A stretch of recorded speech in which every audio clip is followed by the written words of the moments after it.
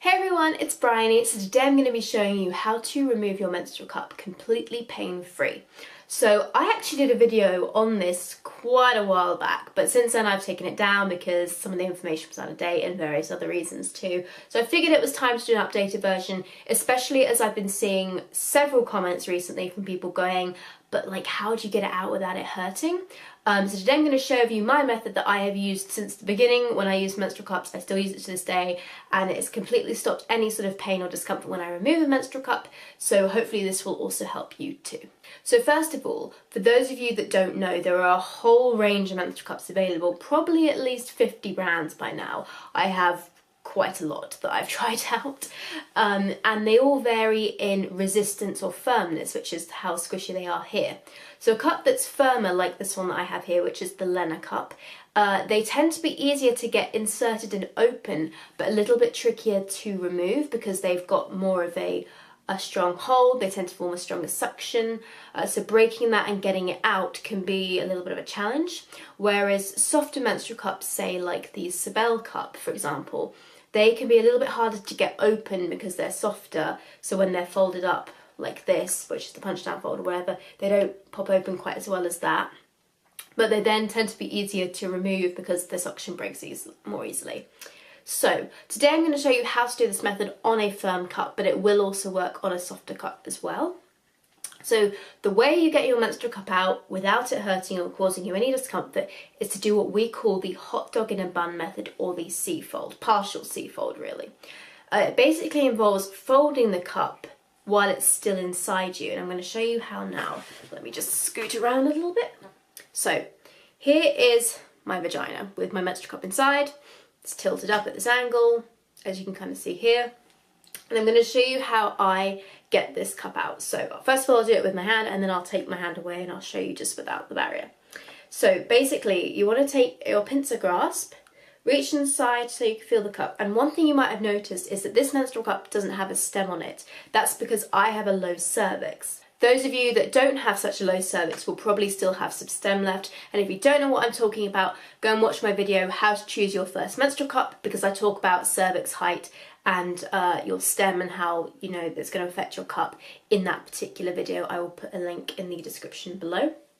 But basically, you want to, if you're like me and you don't have any stem, you want to just sort of reach inside so you can just feel the bottom.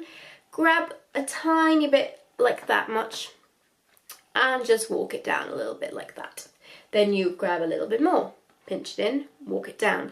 And now at this point, when it starts to feel kind of like it's stretching the opening of my vagina, that is the point where I do the hot dog in a bun method, or the C-fold. So what I do is I just take these two fingers and I slot them up the back here, and then I take my thumb, because remember your hand is sort of like at this angle, so that's why you're going to use your thumb to press down the centre part. The reason that it can sometimes be uncomfortable for people to remove a menstrual cup is because you've got a very sensitive urethra, which is sort of up here. Vagina's here, urethra's here, and obviously Uranus is way back here. So you want to sort of get it out the way of your urethra, and that should stop any sort of discomfort.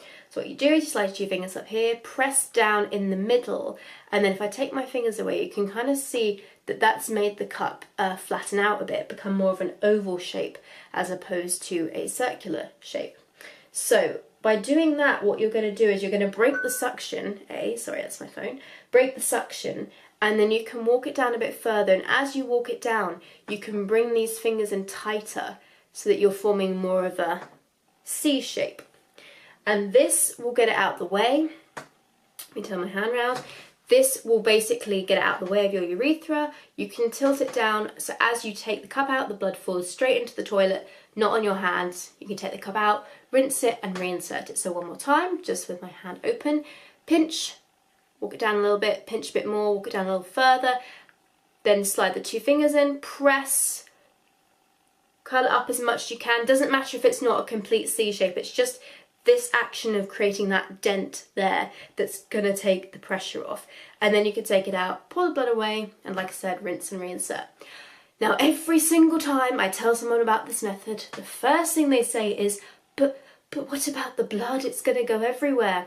First of all, you're sitting over the toilet when you do this, so the blood is just going to go from the cup into the toilet, which is where you're going to pour it anyway when it comes out of you.